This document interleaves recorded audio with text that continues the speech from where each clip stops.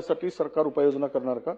पहिला प्रश्न. दुसरा प्रश्न असा आहे की राज्य सरकार आता नवीन सगळ्या टेक्नॉलॉजी आल्या त्यावर नवीन कॅपॅसिटी वाढवण्यासाठी नवीन संच 500 मेगावॅटचे उभारण्याचं प्रस्तावित आहे का?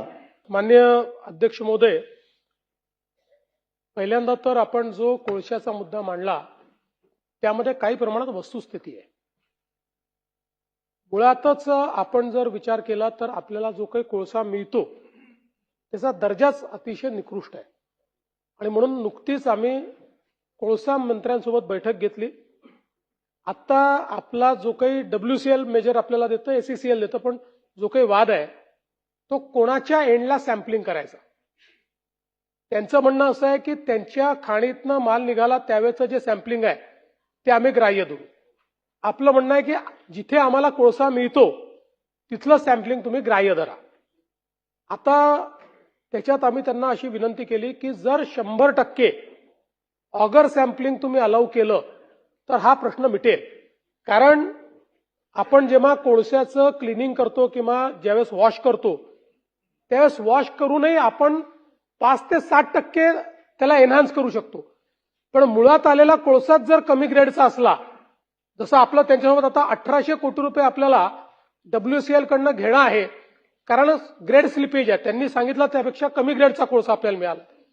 त्यामुळे आता नुकत्याच झालेल्या बैठकीमध्ये कोळसा मंत्र्यांनी हे मान्य केलं की कम्प्लीट ऑगर सॅम्पलिंग जे आहे हे आता ते अलाउ करणार आहेत.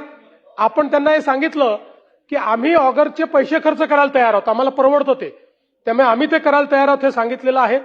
दुसरं, आपण जे मागच्या काळामध्ये जे काही कोल वॉशरीजचे टेंडर काढले आणि जे काही त्याच्यात आपण जो काही करार केलेला आहे त्या करारामध्ये भरपूर त्रुटी आहे.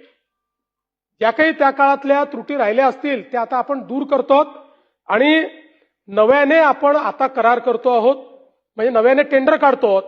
या टेंडरमध्ये जसं आपण म्हटलं 1500-1600 कोटी रुपये नाही आहे, पण एक 100-150 कोटी आपल्याला त्यांच्याकडनं घेणं आणि त्यांनाही 100-150 आपल्याकडनं घेणं आहे.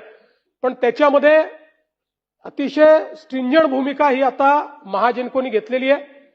आता नवीन ज्यावेळेस आपण टेंडर काढणार आहोत त्यावेळी बेनिफिक्शन किती होऊ शकतं याच्या आधारावरच ते टेंडर आपण काढणार आहोत.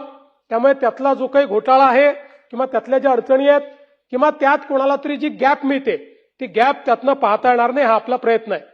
दुसरं, आपण जे सांगितलं की आपल्याला महागाचा जे काही आपल्याला या दरम्यान वीज घ्यावी लागते, मला हे सांगताना आनंद वाटतो की आतापर्यंत अशा एक्सटेंडेड उन्हाळ्यांमध्ये आपण मार्केटमधनं जेव्हा वीज घ्यायचो 11 रुपयाने आपल्याला वीज घ्यावी लागायची, 11 रुपये प्रति युनिटच्या प्रमाणे.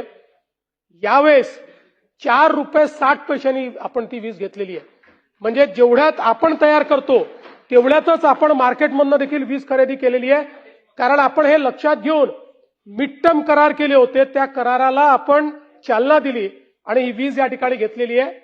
आणि तिसरी गोष्ट, आपण जे सांगितलं त्यात आपल्या डोक्यात आहे की कोराडीमध्ये आपण 800 मेगावॅटचा आणि चंद्रपूरमध्ये 800 मेगावॅटचा सुपर क्रिटिकल, कोराडीत एकाच काम चाललंच आपलं 600 आणि 800चं, आणि आता चंद्रपूरलाही एक 800चा सुपर क्रिटिकल करावा या संदर्भात अजून त्याचे निर्णय केलेला नाही.